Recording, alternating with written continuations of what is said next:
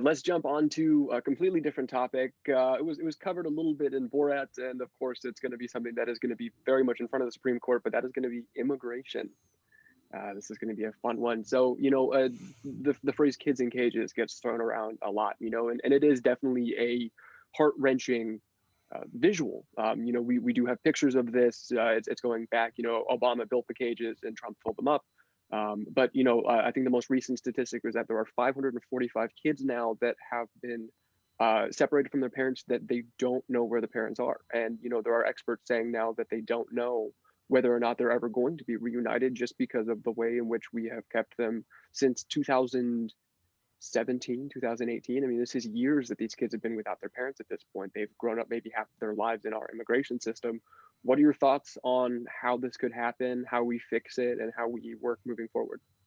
My thoughts are countries go to war for a lot less than this. Remember back when one American got caught in North Korea and it took Bill Clinton to go over there and get the two girls back? Now we have 540 something kids missing. Think about Kaylee Anthony. One little white girl goes missing, and it's front page news for 6 months. 24-hour news cycle. If Trump gave even the slightest shit about this, or the media for that matter, it would be a 24-hour reuniting story of epic proportion. But since it's 500, 500 brown kids, it doesn't matter. And you're right, we're not going to find their parents probably. We're going to find their plot and row number, not their addresses. And it's really sad. It's interesting that because immigration has been ignored for so long by the media, in a sad way. Like, there used to be studies on debates, how many questions about immigration, and rarely any. And so, no, yeah, I'm with you. I don't think anyone's gonna try to solve anything, and it's really sad because I think there's a big debate within both parties, because I think there still are blue dog Democrats that are against our foreclosed borders for union reasons, and there are Republicans that, hey, build the wall, but then there also are the libertarian. We want open borders because then we get cheap labor, and but no one's doing anything, and there's just so much red tape, and there's people and yeah, as you said, media, get back to the border, put the cameras on that crap. The hard thing. Well, the dirty secret is, California, our economy, frankly, would collapse if it wasn't for undocumented immigrants. All of your liberal avocado toast would cost $25 a slice if it wasn't for undocumented immigrants.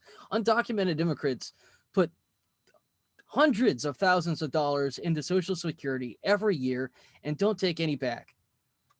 And Republicans, a lot of them are socially conservative. They might vote red, so it's not even set in stone that they're going to go one way or the other.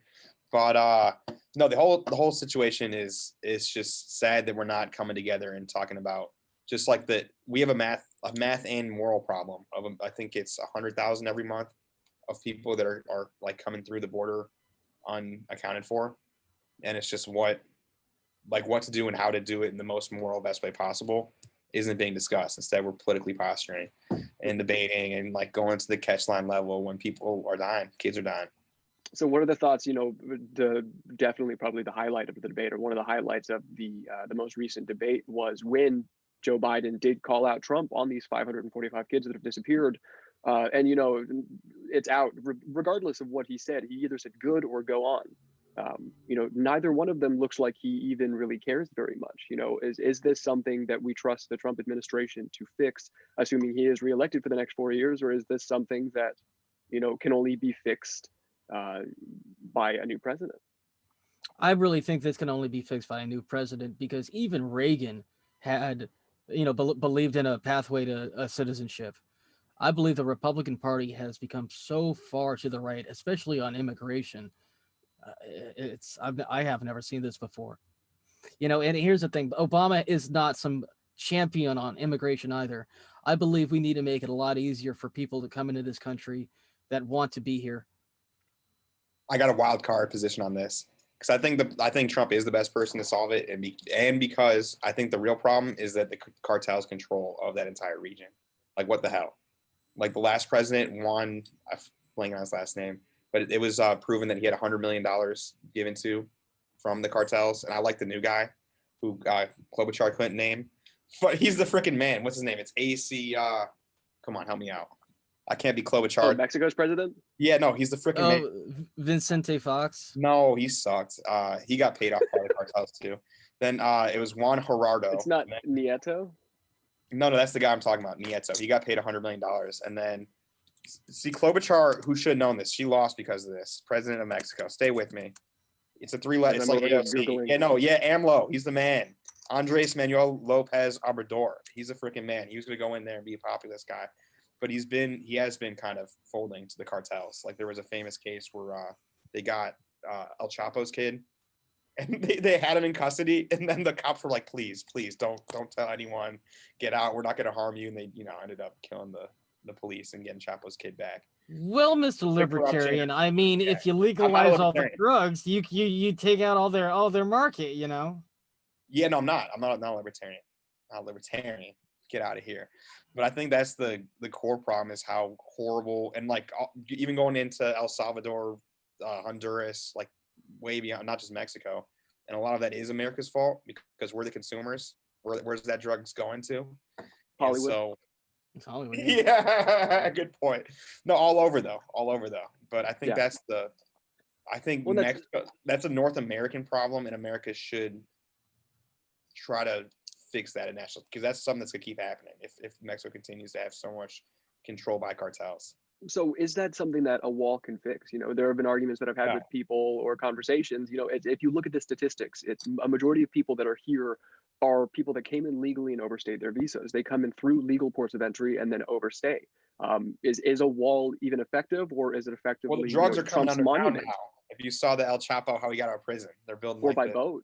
By boat as well. I mean, you had that. Yeah. What was the chase? Was it JP Morgan owned a bank or a boat where they had like $500 million worth of cocaine, and they had just been consistently shuttling in the middle of the night. There was an entire container on this ship that was just full of cocaine headed to the United States. Yeah, no, a wall's not going to stop that problem at all. But I do think a wall is necessary, and that used to be not controversial to like have fencing. But then Trump turned into a whole like gimmicky thing. We're gonna have a big, beautiful wall. It's gonna be 50 feet tall, you know, all that crap. But like everyone, you need some sort of order like that. And I don't think that's a solution. That's just kind of like a common sense thing. Is it just a physical marking, or do you think that it will have actual implication in terms of stopping some of the issues that immigration have presented? It would kind of slow stuff down and kind of contain it, because I do think documented should be coming in through ports of entry. And you're creating a situation where people are dying and being raped and being killed, dehydration on the journey over. And so we can't make it too easy to get across. Stephen, what do you think? I'm gonna have to disagree. I think we need to make it a lot easier, because you know, I really feel like, you know, we need the people. You know, we need the agricultural workers, especially living here in California. And you know, my mother's side of the family actually came over here fleeing Hitler in World War II. You know, we're, you know, Sicilian, Mussolini. So, you know, originally, you know, Trump was originally saying to kick out all the anchor babies. Originally, you know, when he was first running, you know, that includes, you know, my mom actually. So when we're talking about kicking people kicking people to a country they've never been to at 70 years old, you know, it just doesn't make a lot of sense to me. Yeah, and I'm not as like, that is kind of a privilege. I'm not as sensitized.